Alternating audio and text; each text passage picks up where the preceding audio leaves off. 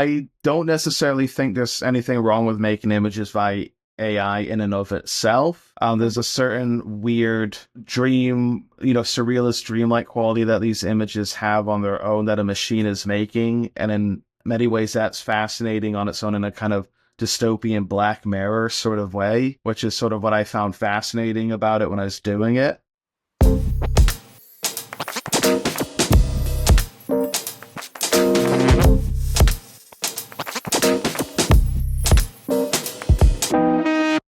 Gavin and Gareth Bragdon do not only share a passion for photography, but they're also brothers, which is something that it truly makes photography unique. I feel like you've bonded over photography in that sense as well. You have both a very bold and strong style with the use of hard flash and strong compositions. And now we want to immediately start off by asking you, who are the Bragdon brothers according to the Bragdon brothers, or Gavin in this case? Originally from New England, but we've lived all over since we were kids. And we became photographers back when we lived in Edinburgh. And um,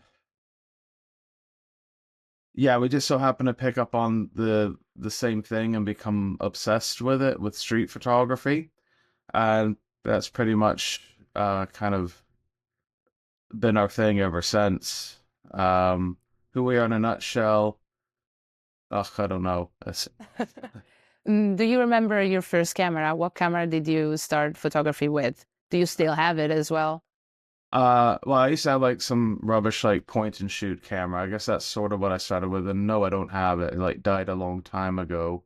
Mm. Um, my first sort of camera that I used for street photography, I think was a Samsung NX10 or something. I can't remember what it was. But that one's also dead.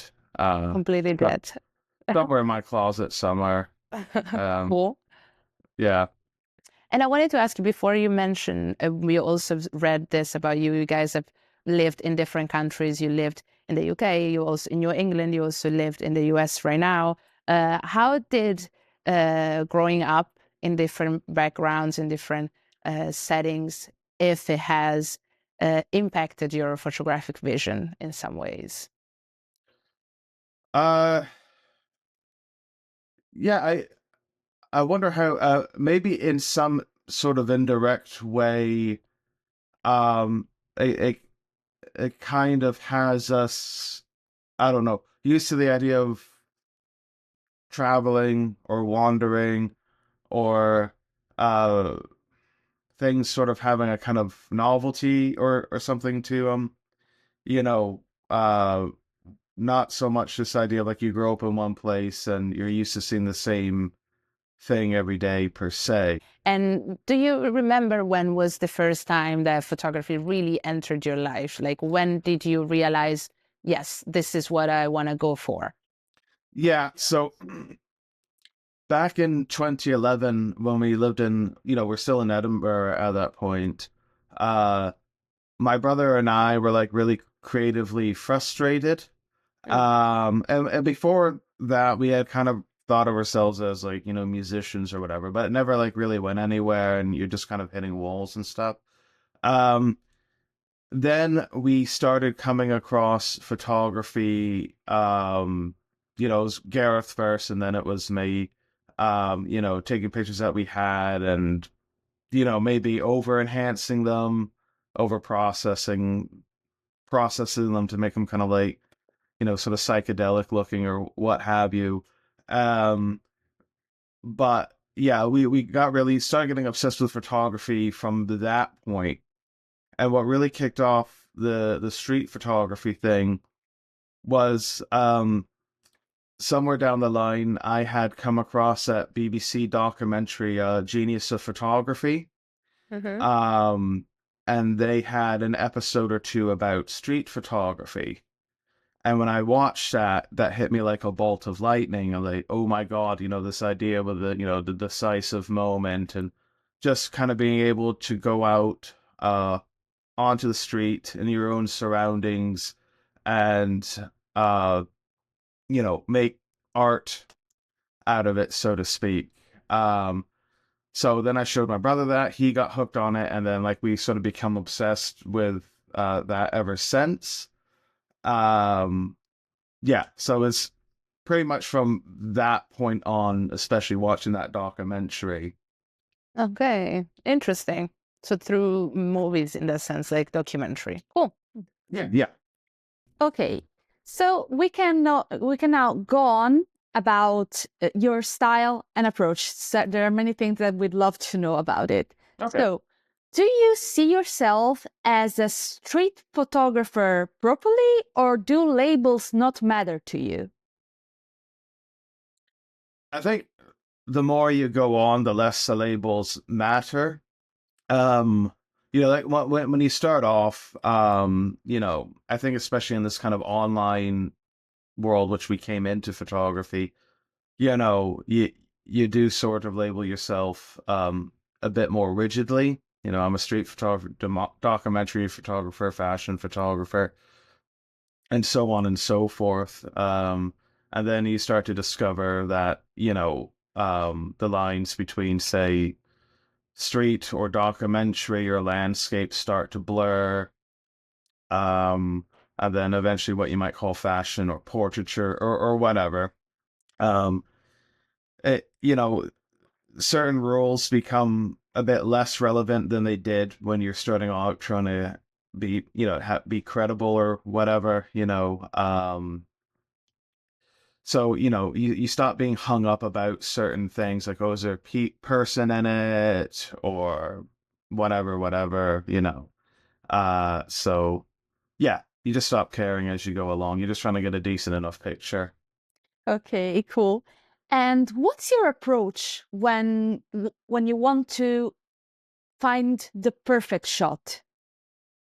What's my approach? I don't want to.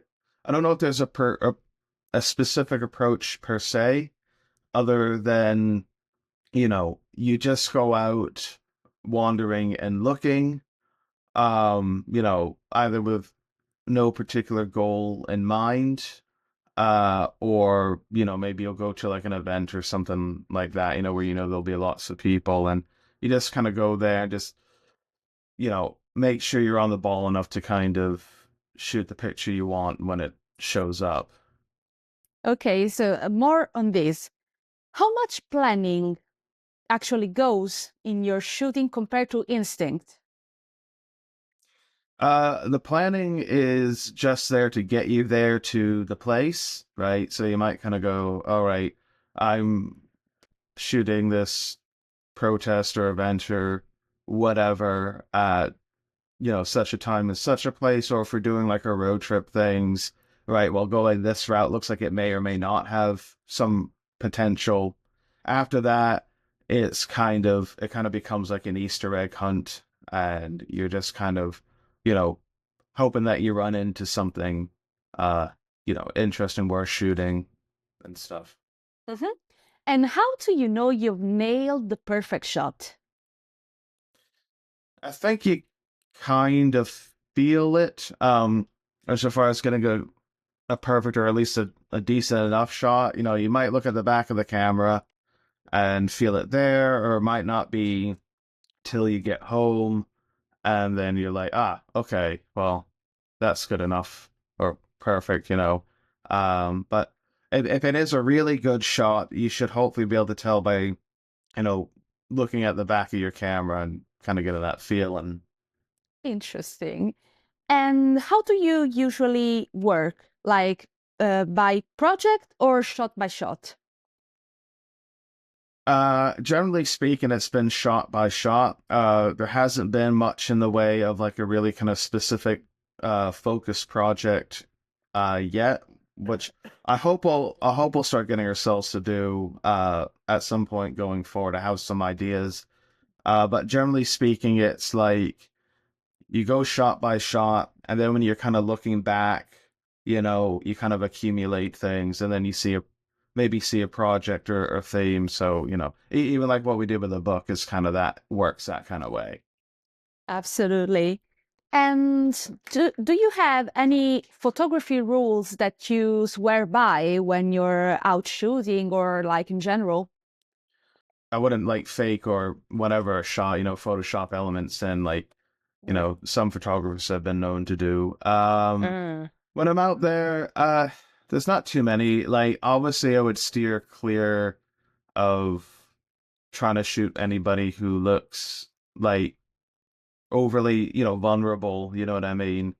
Yeah. In some ways, that's basically an ethics 101 kind of thing. So I'm less likely to shoot, like a homeless person, or somebody who looks really clearly, down on their luck, because I don't want them to think I'm like trying to freak show them or anything like that. Yeah, no, that's what you said is actually not to be taken for granted because that's how the word goes.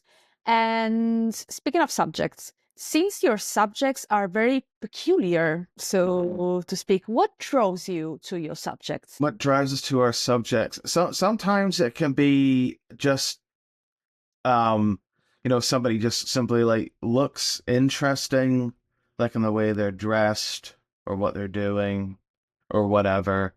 um Sometimes it could be due with the subject matter at hand. So for example, recently, we've been going around shooting a lot of like these political rallies or the Trump rallies, and things like that. um Things that kind of signify maybe the zeitgeist or the paradigm or some weird cultural thing. That's similar to what we do like on our when we do these like road trips. We're kind of like looking for, these weird bits of, Americana or whatever. Like weird religious signage or, political stuff, Yeah. And following up on this, are there recurring elements that you look for when you're out shooting? Yeah, I guess so, especially since being back in the States, again, being in this really sort of weird time in America. And America's always kind of been a bit of a weird country anyway, but all the kind of sort of odd, quirky things about America feel like, in the age of Trump have been kind of turned up to kind of 11, right? Whether it's Yeah. to do with MAGA itself or just some of the kind of adjacent things, like, again, like, there's a religious aspect of the guns thing and all that kind of stuff. Um, so yeah, you'll see us kind of gravitate towards shooting things like that all the time. Um, so yeah. Okay, interesting. I wanted to go back for a second before you mentioned the decisive moment, right? So a street photographer must be able to capture this decisive moment where all elements of the scene come together into a perfect composition. So what is your decisive moment? How do you understand that that is your moment and you gotta go for the shot? Oh gosh, that's one of those things that's a bit hard to put into words per se, Yeah. right? So it's kind of like, you go out there and, you can kind of sense it.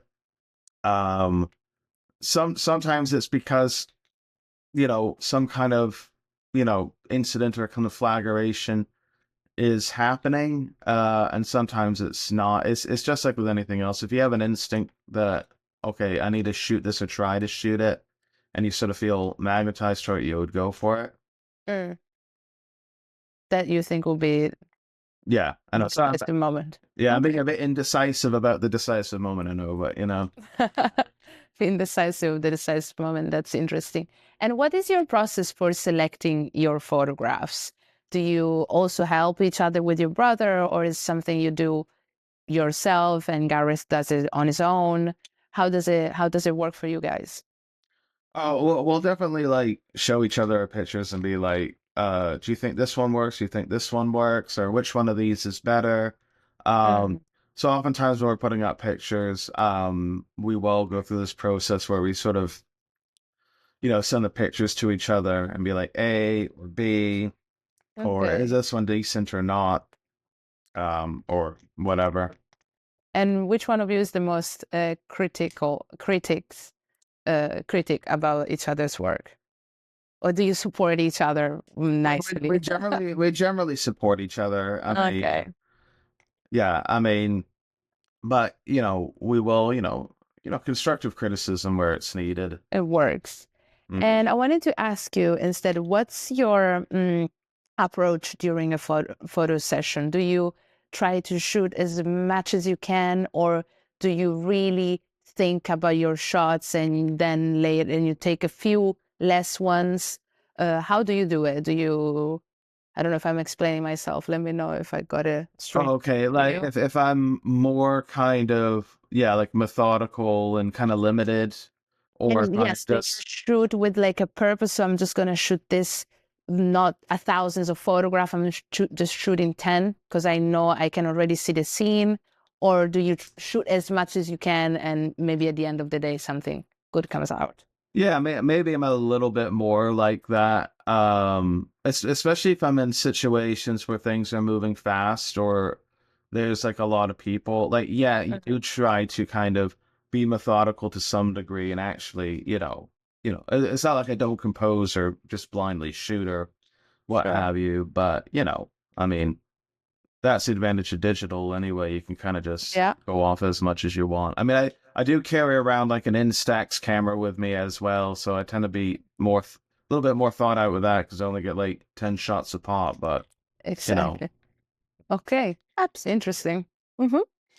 And so you talked about how you and Gareth generally support each other or give constructive feedback, but how do you manage your inevitable creative difference? I think sometimes if there's a thing like where there's a picture that I did that I think works and he's not so sure about it, I might just put it up anyway. In terms of judging my own pictures, I can override his feedback and vice versa. Yeah. So Okay, and do you argue a lot over this? not really. No. Sam, you have such a good relationship with your brother. Yeah. I don't have this relationship with my brother. So Oh. I think that's pretty cool. Yeah, No. I'm an only child. So Oh, okay. I don't know. I can't answer this thing yet. But and one last thing about you and Gareth for now. Uh, is there a photography rule you do not agree on and can never reach an agreement? Sort of worked together as photographers for so long in the same place and all that kind of stuff, and sort of developed alongside each other that, um, well, maybe we have some differences in terms of individual style or whatever to some extent. We don't really have, oh, here's something I would totally do that he wouldn't, and vice versa. Okay. So you have a very cohesive style altogether. Mm-hmm. Yeah. Yeah. Yeah. Sometimes we're always in danger of, shooting the same thing, same subject, and kind of like, oh, who's got the, better picture, whatever, blah, blah, blah, but. And how do you keep your own vision fresh compared to your brother? You said you shoot in the same location, maybe you shoot the same subjects in a way. How do you keep it fresh and distant in a way to your brothers? Yeah, I don't know, because I don't go out of my way to do that kind of deliberately. Um, I guess, it just comes out naturally. We might sometimes see the same subject or be in the same area roughly, and end up photographing different things there, or a subject from a different angle. But yeah, there's not too much like that I do massively differently from what he does. Okay. Really not something that I'm conscious about. Okay. So would you say that you guys inspire each other? Yeah. Yeah. Okay. Then getting on this, can you tell me you and Garrett's, if you know Garrett's as well, the photographic icons that have inspired you guys and the way you shoot, and why this particular icons have inspired you? Well, again, there's a list of them. I'll go with the three that I mentioned before. Trent Park's a big one. with a kind of sort of, way of that will shoot, with having kind of more surrealist kind of pictures. A lot of his work hits it on the head, especially when you look at things like, the Minutes to Midnight book and so on. Um, with somebody like Martin Parr, there's a lot of the loud colors and the loud flash that, is kind of obvious. Uh, but I think the other deeper thing with somebody like Martin Parr is just kind of like a lot of his work is about kind of delving into, the modern culture. Oftentimes in his case, it'll be like the UK, of course, but Yeah. you can apply the same kind of metric to, what I was talking about earlier with what you see in the States these days, this kind of weird, goofy sort of, you know, modern culture. Uh, Harry Gurach, a lot of that's to do with that idea of, obviously it's like color and light, but being able to kind of, take pictures of something in a more kind of like almost like meditative, structured way. That's more about kind of, kind of a still beauty, in a way. Whether we're using Flash or not. Right. So, that's he's an influence that might not be as obvious with us as it is with maybe the other two photographers, but it's there in the background. Okay, and is there a photographer whose style is completely different from you that you admire and in some way has influenced you as well? Because with Trent Park, Eric Gouillard, and also Martin Parr, it's pretty visible, but how would you answer that? So I'm quite a big fan of Alex Soth. Hmm. Um, Now I know, like, he has that song, sorry, that book Songbook, which is a little bit closer to what we do, but like his sort of work with the large format cameras, for example, or Joel Sternfeld is another one. People that work with these larger format cameras, like obviously we don't shoot like that at Yeah, all, interesting. but it's kind of like, I think with, for example, those two guys, is the subject matter of doing that kind of a lot of this like the kind of American road trip kind of photography. I've always found really intriguing. Also think like Alex Soth is like one of my favorite, I guess, articulators of photography. I always love to read what he writes, listen to what he says, Yeah. and the like. So yeah, I mean, he's a big influence for me, even though I don't really shoot like him at all. Interesting. Very, very interesting. And I would like to get even more philosophical now by asking you a few things about the meaning of photography for you. So, what photography means to you, and what's the reason at the core of your craft? Um, well, for me, photography is kind of how I interact with the world, right? It's you know how they say like, oh, photography opens doors or what have you. So for me, photography is the thing that gets me to get out of the house, get out of the flat, and go out and explore things I normally would have not bothered with, like with the kind of person I was before photography. Mm. Uh, so yeah, again, a lot of it's to do with that way of sort of interacting and being in the world. So yeah, it's kind of a existential or meditative aspect to it. Yeah, it's just how I live through the world, basically. That's fascinating. And how does photography make you feel when you're doing it? Connected, I guess you could say, right? I mean, if things aren't going right with it, like for example, I'm missing shots, or the technology, the camera itself is sort of, falling apart on me or whatever, it gets very frustrating. Or, if the session is going good, otherwise, I can get quite a buzz off of it. Uh, but yeah, it generally makes me feel, again, connected, here, present with it. Lovely.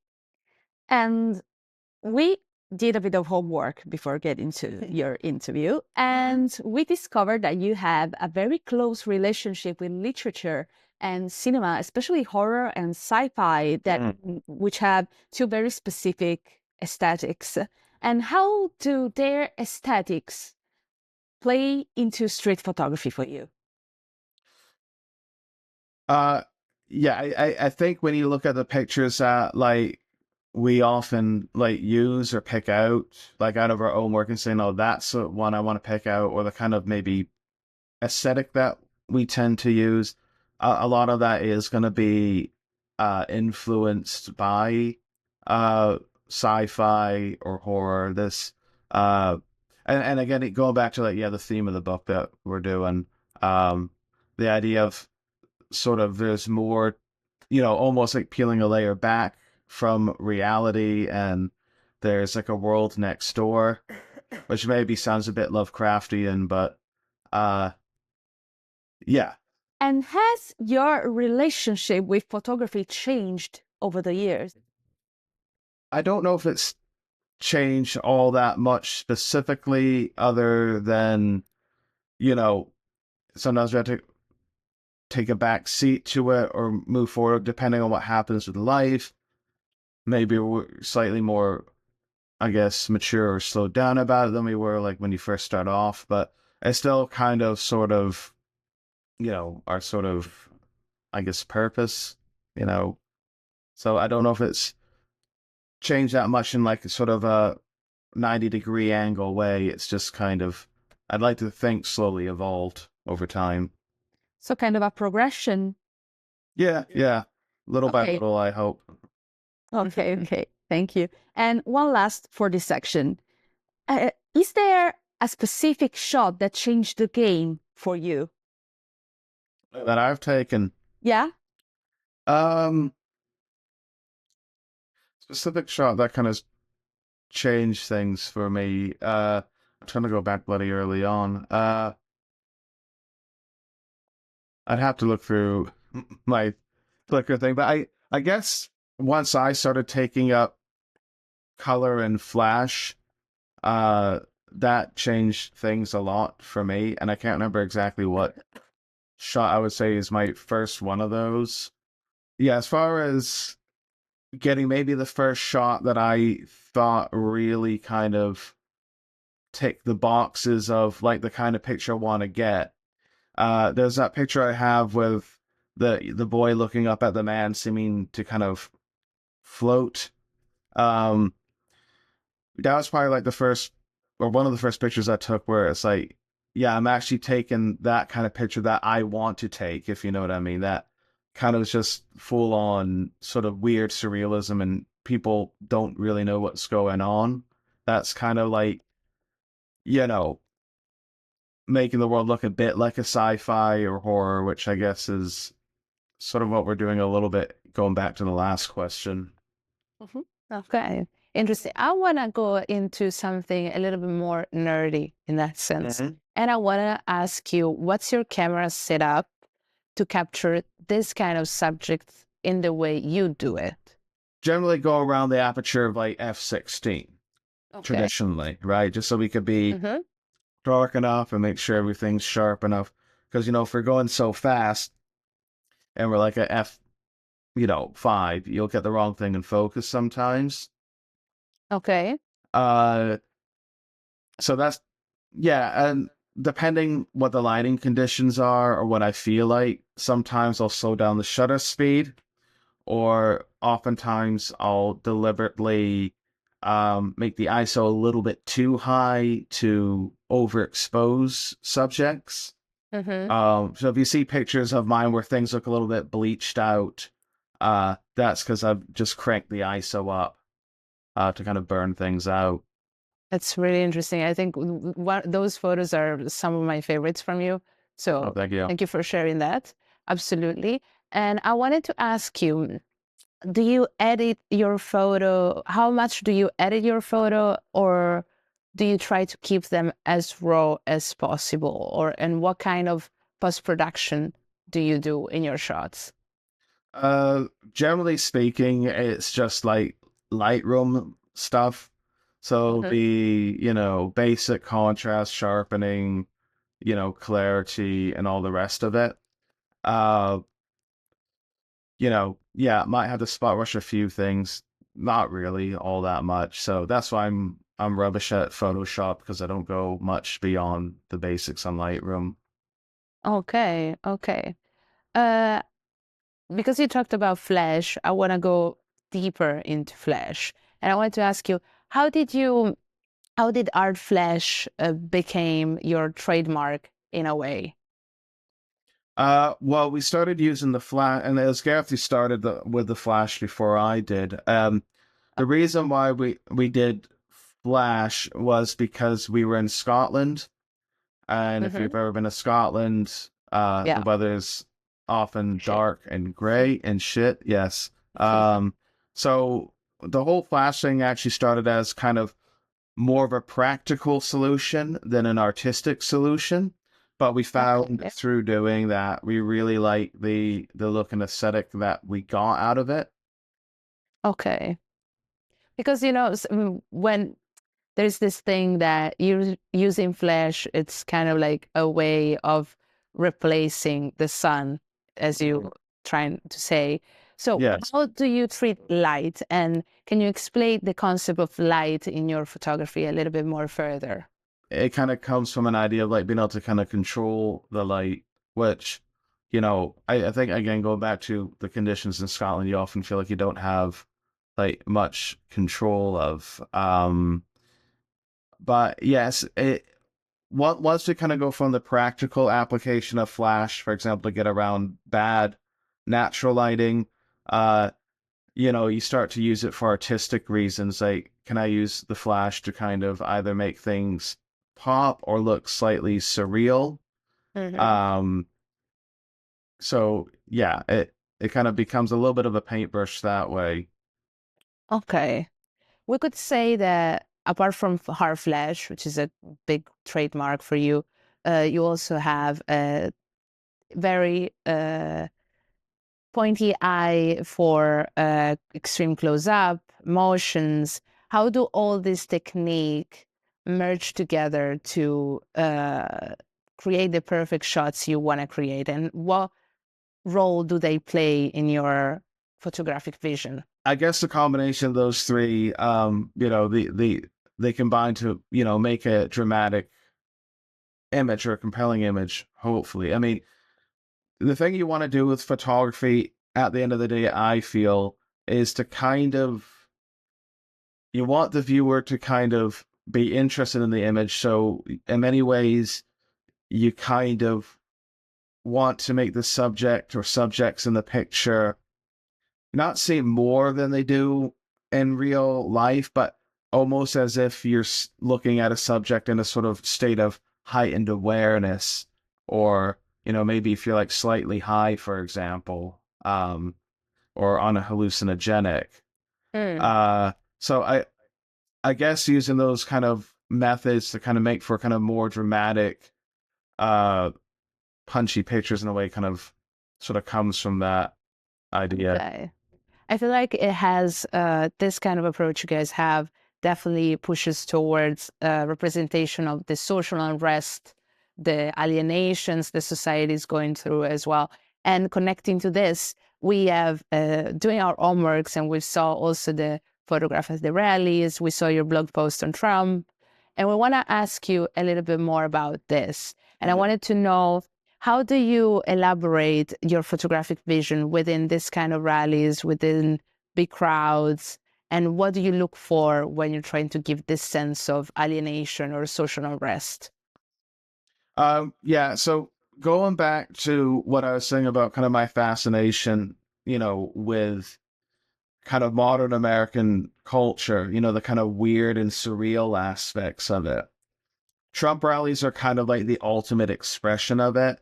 It Yeah. is kind of like, I think of it like as dark Americana. Like, you have Americana as in sort of the cultural aspects of America that we think of, like guns, McDonald's, Mhm. roadside attractions, kind of religion and all that kind of stuff, you know, and the good aspects and the bad aspects, but it's kind of meshed together to kind of MAGA's kind of like a almost like a version of that has kind of mashed together and kind of become a fascistic version of it.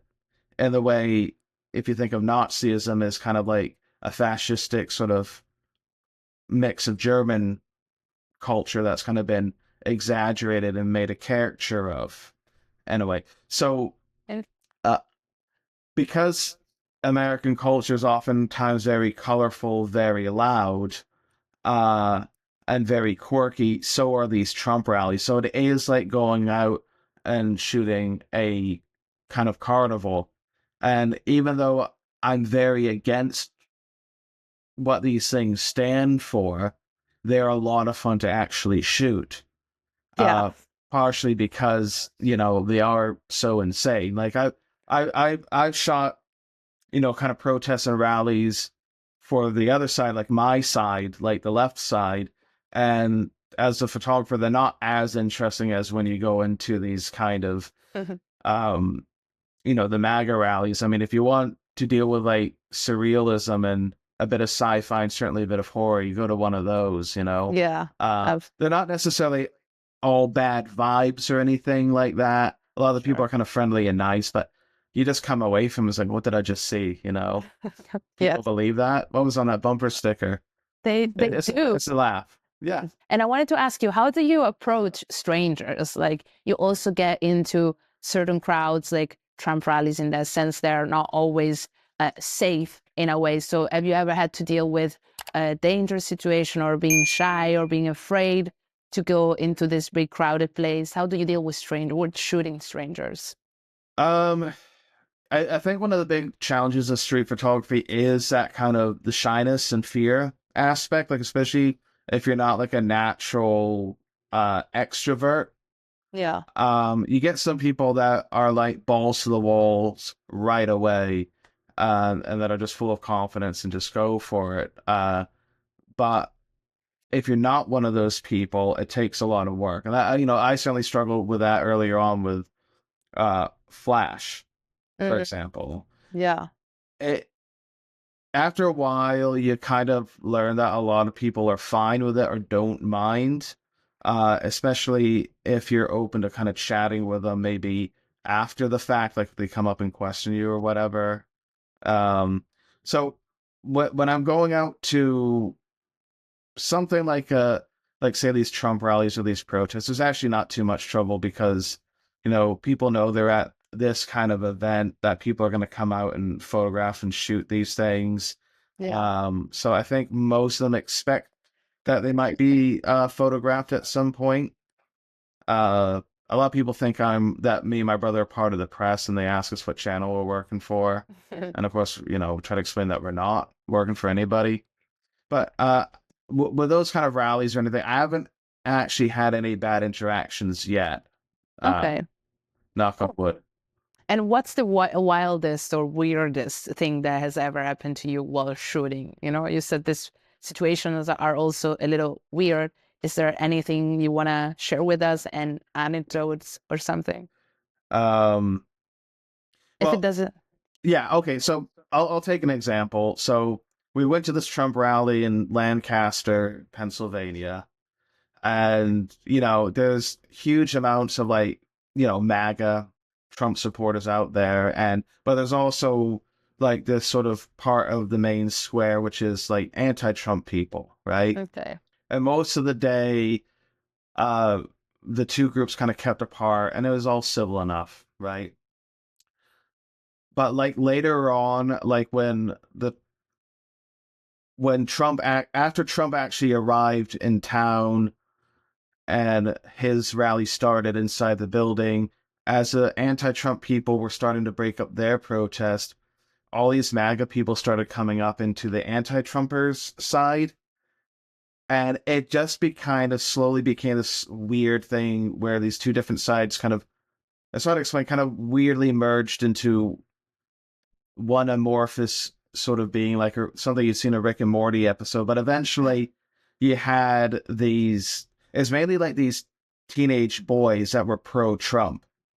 Oh, and they were stirring up a lot of shit, right? And eventually that kind of led to a fight between these two women from a different side. Um, and yeah, it didn't turn into like a full blown riot or anything like that, but it was just like weird being there and watching the kind of temperature and the tensions change, and then coming away from it also going like, oh fuck, young people are like, with the right wing now, you know what I mean?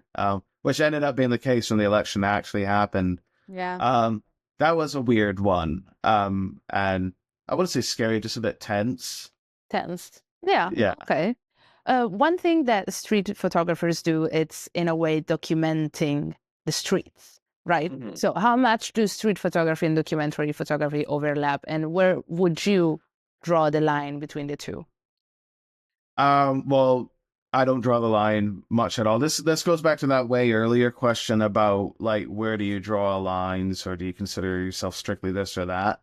Mhm. To me, street photography is basically a more freewheeling version of documentary photography, right? Okay. So you're just kind of going out in the world, and as you take your street photography, you are documenting the world, right? Yes. What people and places looked at a certain time, right? Mhm.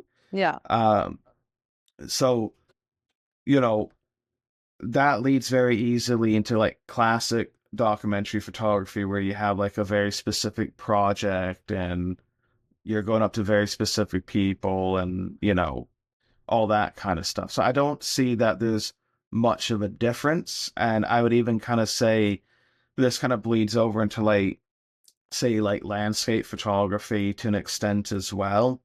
Mm-hmm. So I all kind of consider street photography, documentary, landscape, photojournalism, as essentially kind of part of the same family, or part of the same branch of the photographic tree. Mm-hmm. And as I go along, I kind of care less and less about trying to, you know, To draw a line. to draw a But line. would you, should street photography always be spontaneous then, or is it acceptable to also direct in a way the subject? So that, okay, yeah, that's one where like I do have like a certain rule about things. Okay. I think you got to be honest, right? So Mm-hmm. I think it's okay to kind of, for example, include pictures that maybe you asked permission to shoot a certain person or thing, as long as you don't try to pass it off as candid, for example, right? Yeah. What I do hate is when you see like what looks like this great street photograph, and where this amazing moment happened, and then you learn later on that it was set up, like where somebody said, could you stand here and make it as if you're doing that? And so as long as you're honest about it, I'm generally fine about it. I still think Okay. it's important to have uh in street photography, I still think it's important to have that idea of the decisive moment, which is like you're literally taking pictures of things as they happen naturally and spontaneously. Um, and I know like when you're doing pictures where you might ask to take a picture of X, Y, Z, that's kind of blurring the line again, and that's Yeah. maybe going more to what people consider documentary. But yeah, just be honest about what you're doing. So just one last question. So do you think is quite important the post-shot narration in a way, or does a caption change the whole way we see a photograph? Um, I guess it could depend. I mean, yes, having a caption and some writing can change how people see a photo, certainly. And it depends if that's what you want. Yeah. Like, there's like kind of like regular street photographs, many of them I'm happy it's just location, date, or year it was taken, right? Yeah. Because, I'm capturing a time and a place, okay? But I don't think there needs to be any narrative there, or it's probably better, the picture's more effective without the narrative. Uh, for example, that picture I spoke of earlier with the floating man, I Yeah, wouldn't put a narrative explaining that exactly. exactly. I want it to kind of become upon as this surreal scene, right? Other Yeah. things like if I'm feeling a little bit more documentary-ish, if I'm doing like, for example, like the Trump rallies, for example, then I'll start writing things and putting my thoughts and putting context and, what does this mean? Blah, blah, blah, blah, blah. So, Okay. Very Fair. fascinating. I really love the approach. And I would like to touch more on social media and online photography. So privacy concerns are rightfully at an all-time high. So street photography sits on a very gray zone about this. What are your views on street photography and privacy? like, if I'm out on the street and you have somebody coming up to you who really does not want to have their picture taken, it says, delete this, I'll generally delete it, right? Maybe if I thought the picture was good, I might try and stand my ground a little bit and try and defend it, but every time this has happened, the picture was shit anyway, so I was happy to delete it. Um, so, you don't want to ruin anybody's day per se, so if somebody's really insistent on it. But as far as the overall privacy thing, I mean, yeah, that is a tough one. Mm. Um, when I put up pictures of people that I've taken out on the street, I don't quite see how I've really violated their privacy in Mm. most cases, especially since they're out in a public place, right? If somebody were to kind of email me and sort of get really cross with me about it, like, oh, take down this picture, again, if I thought the picture wasn't good, yeah, definitely take it down, or might try to, you know, push it a little bit, but yeah, I haven't really run into that situation where somebody's knocked on my door moaning about a picture that I've already put up, so I kind of don't know. Okay, no, that's great actually. Yeah, So, how does one manage the balance between respect and artistic freedom? yeah, basic instinct and morals. I mean, if you're going out there and you see a particular subject that, it might look like that person's in a lot of stress and duress, do you think it's right to go up and, flashbang them and all that kind of stuff? If you see somebody uh, having a breakdown in the streets, for example, or if you saw somebody like dying or overdosing, for example, would you go out and do that? So, um, you know, so yeah, sometimes there's just some things where you're like, what, I'm not gonna actually shoot that. I don't want to be that guy, Mm. even if it means missing a moment, so to speak. Yeah, so more on the theme of exploitation, because that really seems like a big concern of yours, which is very interesting. So, would you say documentary photography, more so than street photography, is at risk of exploiting other people's suffering? Um, Again, it depends where people decide they want to go with this. I mean, also you've had cases that have become very controversial, where people have stepped over the line a bit. There, I think a lot of people remember the one that happened some years ago. I don't want to name names or anything like that, but Mhm. it involved India, I think it was, and it involved potentially underage working girls, right? Mhm. And then I think even some of the photos were faked on top of that, you know what I mean? And Oh. yeah, you would, yeah. Again, not naming names or nothing, but yeah, that kind of, but yeah, would you do that? Would you put that one out there? Would you want to get involved with that? So again, it's a little bit hard for me to articulate some of these things when it comes to these questions, because I think a lot of the questions uh, are kind of like going off your own basic moral compass that you would live with or without a camera, if that makes sense. Okay. Okay. No, I think we can wrap this section up. Moving on. Yes. Yeah. I want to dive a little bit more into this socials even more, you know. Do you think that social media have influenced your way of doing photography? Yes, in the sense that we got into photography in a social media world. So we got into it via when Flickr was a big thing Mm. back in like this would be like 2012. Um, so yeah, it definitely did in that sense, like, you know, putting your own work out there and seeing other people's work through things like, you know, the big Flickr groups like Hardcore Street Photography and all that. And yeah, inevitably you're gonna get sort of influenced by that.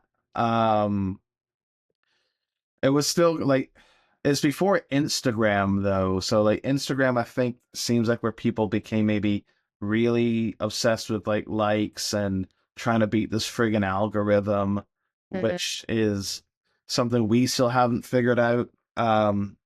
Because we were, you know, we went through a period of like 4 years where we didn't shoot much because my brother was ill, right? Yeah.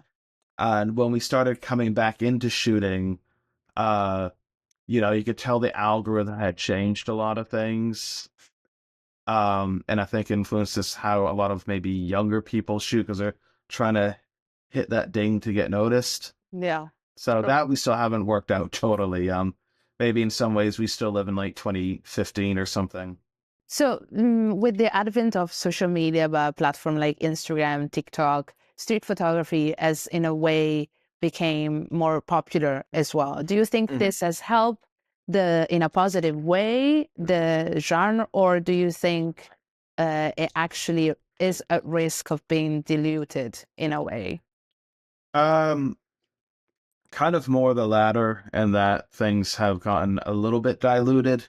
Mm-hmm. I think it's great that more people are doing street photography or at least know what it is and understand what it Mm-hmm. is because like, you know, especially in the earlier days when not many people knew what you're doing, you know, it could look really weird and you're trying to explain this to like, you know, people, you know, say, what?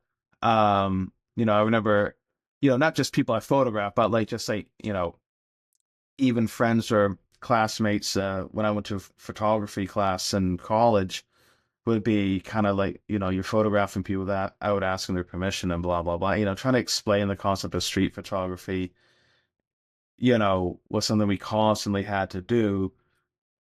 But nowadays, more people understand what it is, and that's great. Mm. But yeah, there is sometimes a feeling of too muchism and a lot of sameness out there.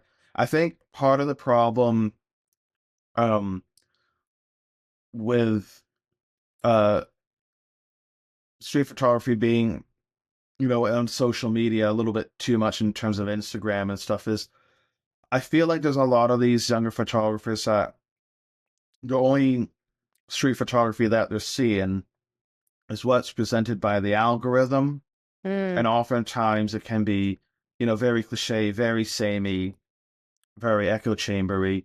And, you know, back in our day, and I know I sound like an old man shaking his cane, but, you know, you were encouraged to I felt like people knew about like the greats a bit more, you know, like the, you know, the all the Magnum photographers and all the works that they did and maybe aspired more towards that and trying to, you know, climb the ladder in terms of building skill instead of just being Okay. sat outside with here's somebody with an umbrella walking by times 100, you know. Yeah. uh And how do you manage your relationship with online success and personal satisfaction as a photographer? Do you feel like you're son of this algorithm as well in a way, or how do you manage this relationship?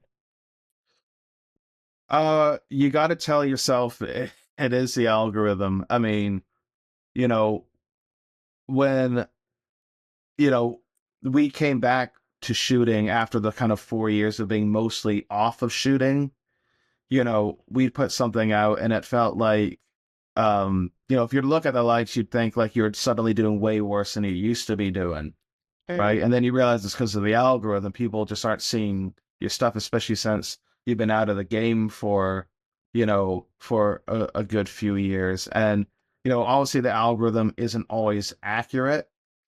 For example, on Flickr, I know it's not really the algorithm per se, or maybe it is, I don't know, but you'll get pictures get like hundreds of likes because they've reached explore, right? Yeah. And those pictures aren't necessarily the pictures I would say are my best oftentimes, right? So you'll see a picture that you're more proud of that gets like, double digit likes, and then this picture that you're kind of a bit about, but you put up anyway gets like 300, 600 and stuff like that. And you're just like, right, well, maybe this is a bit of bullshit, you know what I mean? Because it's all being driven by what people are actually seeing by this, artificial sort of computer thing going on in the background. So you gotta kind of take it with a grain of salt, and do what people used to do back in the day and just use your own judgment and believe in your own work, not rely on likes and stuff like that because it's not really an accurate gauge anyway. Okay. I have just one last question about this section on social media, and I wanted to ask you, is there any photographer or creator in a way on social media that you admire in some ways or that you Oh look God. up to? I mean, there's a lot of um great photographers I know mostly from that come from the online world, and they helped inspire us a lot early on. Like the back in Edinburgh, there's a guy called Paul Cruikshank, and he I think inspired us a lot with our early work there because he's like the first like good street photographer we knew of in Edinburgh and stuff like that. Also quite like, people like Dirty Harry is, I like the surrealism of his work and Yeah. all that. And also a lot of the stuff he picks for is like Dirty Blog and stuff like that. So, but yeah, to be honest, there's like a shitload of names and it would That you take could do. ages to go through them all. And I Of would end up course. missing people and I'd Of look like a course. dick. So, I mean, Okay, I would like to go a little bit into Phantasmagoria now. So, how does the concept of Phantasmagoria, as you've described it, relate to your artistic vision? so yeah, it goes back to the notion of, you know, taking images from the world, right? Like the real world we see in front of us, and having them seem like a vision of our normal world in kind of a hyper real or even surreal way, right? Um, so I guess like with the term phantasmagoria tending to mean like a series of images that uh that are almost kind of surreal or horrific or almost like dreamlike hallucinogenic. That kind of goes back to the, again, the sci-fi horror influence and trying to make images that kind of almost make our real world look a bit like, a sci-fi sci-fi dystopia, which in a way it kind of is. I mean, we do kind of live in a Black Mirror type of world anyway. And I guess subconsciously trying to convey that a little bit through our photography. Yeah, absolutely. And Phantasmagoria is also a music track that you compose. Did the track come before the project, or did you compose it, write it with the project in mind? Oh Christ, I almost forgot about that.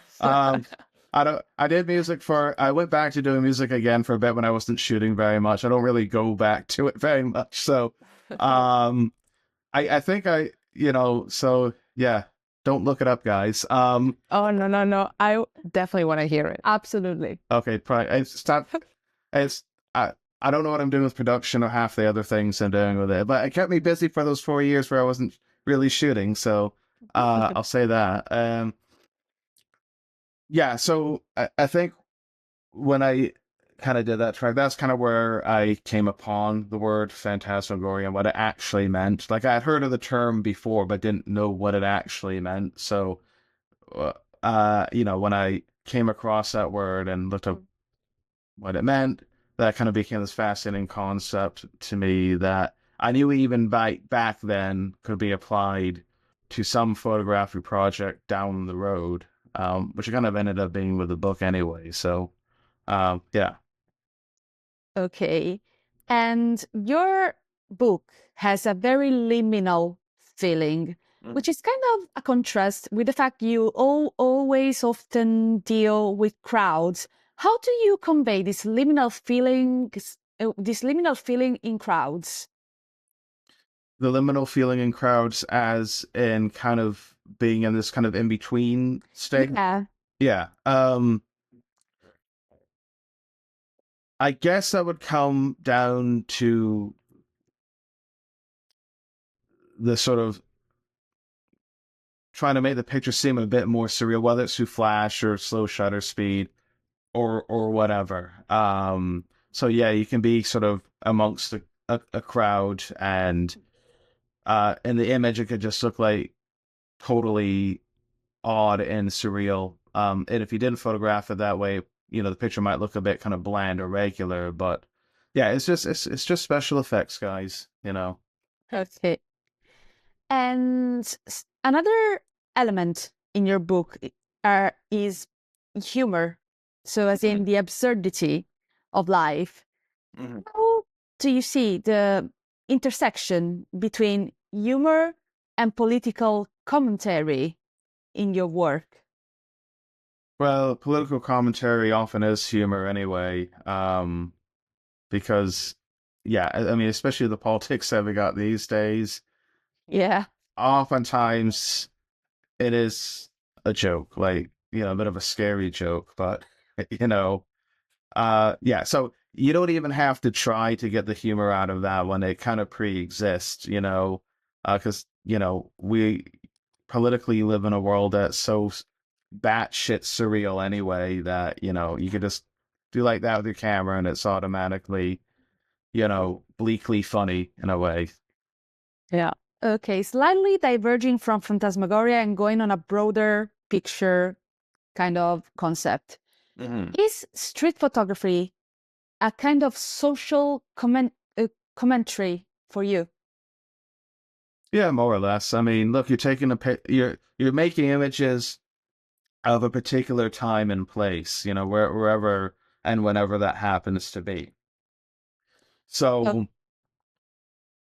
yeah. So, I mean, especially if I do like photograph, like say something like a political thing or to do with the current culture, for example, and look at how weird this shit is these days.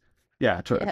totally is. In some ways that kind of goes back to that kind of Martin Parr influence, you know what I mean? Mhm. Which he was very much doing, you know, Okay, would you elaborate just a little bit more on the role of a photographer as a political witness?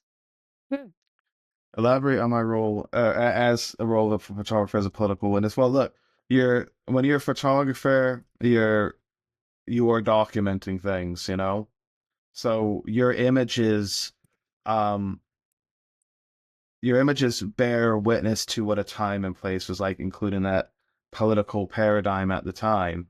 So, I whenever I go to these things, I do kind of think like, right, I am not trying to sound overly pompous here, but or high-minded about what I'm doing. But it is like you're going out and making historical documents, uh, in many ways, whether you intend to or not.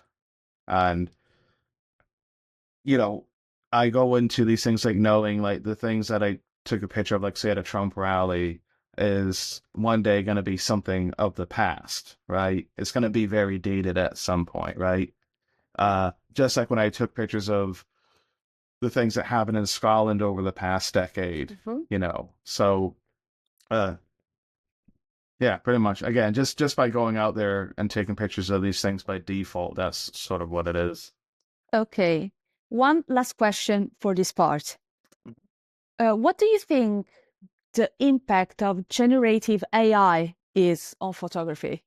So I've played with this stuff for a while before. Again, during that 4 years where I wasn't shooting much. And I kind of dropped it like as soon as I was able to get back into photography again. So I've kind of been on both sides of this.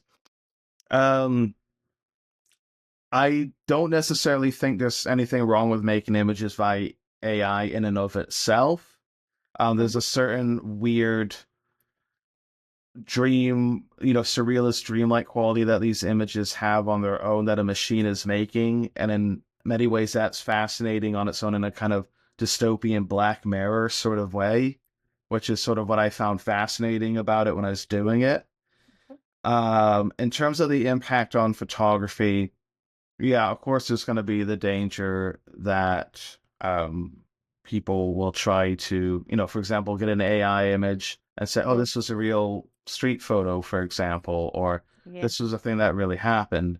And, for me, usually because I've done AI enough in the past, I can usually tell the difference. You know what I mean? If something looks off or the way people's faces look, but some people can't. And obviously that's going to be more of the case as we go on. So some people say AI is going to destroy street photography, for example. I don't think it will, because when I was playing with the AI stuff, the thing I started to appreciate more in art in general is the idea of process, right? So a lot of what makes street photography isn't just your final image that you have at the end of the day and you've put on social media or in a book or what have you. It's also the experience of being a street photographer, of going out into the world and seeing the world in a way that you wouldn't have otherwise if you were not. You know what I mean? Again, it's going back to that idea of interacting with the world, a sort of mindfulness, right? Um, and you can say that with other forms of art as well. Like AI, for example, made me appreciate like actual paintings more because now you kind of feel like you understand the work it takes to kind of go through that process of taking a blank canvas and making it somehow an image that looks like something, right? Um, And it even makes me appreciate, weirdly, the process of playing with AI imagery itself, because even though that's a quick and easy thing, with AI, it's that kind of process of what you're doing is kind of playing this weird video game with this kind of non-human, intelligence, and then just kind of seeing what it comes up with, which is, it's a bit spooky, but, yeah. So it made me appreciate process more, Okay. and art. Okay. I'd say we have lots of material for this part. So Yes. I will pass the baton to you. I just have one last question. What do you miss about Europe? Oh gosh. Yeah, there'll be a number of things. Like I miss not being in a world where Donald Trump is the leader of the country that I'm living in. So that's one thing. But I do also miss, when we lived in Edinburgh, of course we lived in a city.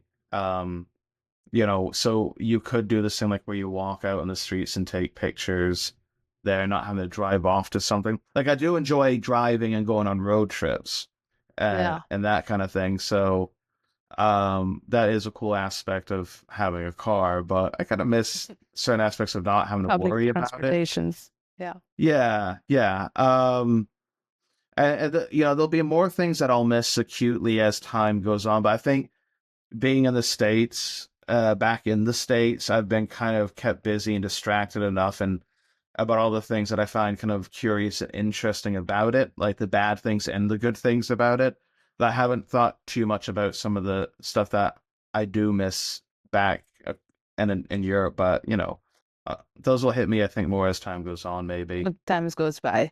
Mhm. Okay. Marco has selected a couple of photos from the book as well that I would like for you to discuss a little bit. If you have any Yeah. anecdotes or if you want to share something about this photo, it would be amazing, because a lot of these photos, which are incredible, I really want to know more about. So let me know if you can see the screen. I think you can. Yeah. Yes. Let's start off with this one. Okay, so that is a multiple exposure, right? And what I was doing for a bit, and I recommend anybody to try this, it's fun.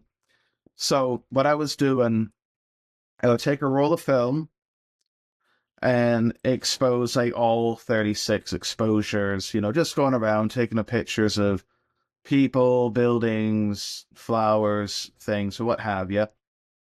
And then when that roll of film was done, I would take it out and then put myself in a dark room and then roll that film up and then put it back in the camera again and then start shooting those 36 frames again. Right? Oh. So you end up creating these multiple exposures and you don't know how or where they're going to land. Like, you don't know which image is going to land on top of the other.